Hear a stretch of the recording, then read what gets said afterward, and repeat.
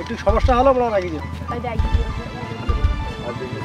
BJP মানা করতেছে, কিন্তু মানা ওরা মারতেছে। বিজেপি এখন স্থগিত আছে। আমরা এখানে জনবল বৃদ্ধি করেছি, আমরা এখানে শক্ত অবস্থানে আছি। গতকাল বিকাল থেকে তারা আর সীমান্তের কাছাকাছি কোনো কাজ করতেও আসে নাই, বা সীমান্তের কাছাকাছি কোনো পেট্রোলিংয়েও তারা আসে নাই। এটা 2010 সালের একটা চুক্তির প্রেক্ষিতে তারা এখানে এই শূন্য লাইন বরাবর তার কাটার বেড়া দেওয়ার যে সুযোগটা পেয়েছে।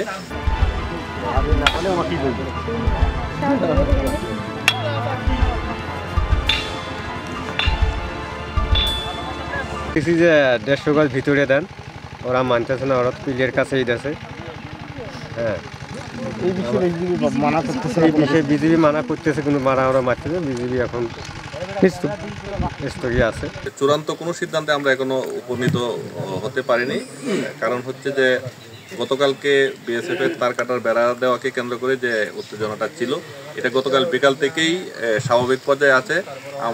বিজেপি আমরা এখানে জনবল বৃদ্ধি করেছি, আমরা এখানে শক্ত অবস্থানে আছি, এবং আমরা এখানে অবস্থান নেওয়ার পর থেকেই বিএসএফ তারা সরে যায় এখান থেকে, এবং গতকাল বিকাল থেকে তারা আর সীমান্তের কাছাকাছি কোনো কাজ করতেও আসে নাই, বা সীমান্তের কাছাকাছি কোনো পেট্রোলিংয়েও তারা আসে নাই।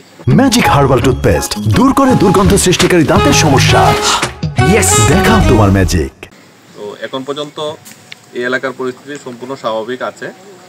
তো বিষয়টা নিয়ে আমাদের ঊর্ধ্বতন কর্তৃপক্ষের মাধ্যমে সমাধানের একটা চেষ্টা অব্যাহত আছে। তারপরেও বিজেপি এখানে কঠোর অবস্থানই আছে।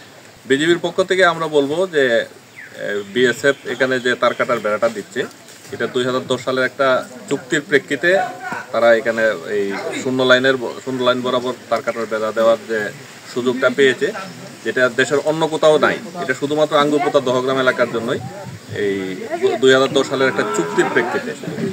তো এটার জন্য আমরা বিএসএফকে ওই চুক্তির আলোকে আমরা কাজটা যদি পুরোপুরি এগ্রি করে নিতাম, তাহলে তাদেরকে আমরা সুযোগ দিতাম কাজ করে চলে যাওয়ার জন্য, আমরা কিন্তু বাধা দিতাম না। আমরা চেষ্টা করছি, পূর্বে কি হয়েছে সেটা হচ্ছে আমরা যাচাই বাছাই করে দেখব। যদি এটাকে আরও মোটিফিকেশনের দরকার হয়, তাদের সাথে আমরা তাদেরকে আহ্বান জানাচ্ছি। আমরা আবারও বসবো, আবার আলোচনা করব। দুই দেশের স্বার্থ বা বাংলাদেশের স্বার্থকেই আমরা প্রাধান্য দিয়ে যেটা সিদ্ধান্তে যাওয়া যায়, আমরা চেষ্টা করব ওই সিদ্ধান্তে যাওয়ার জন্য।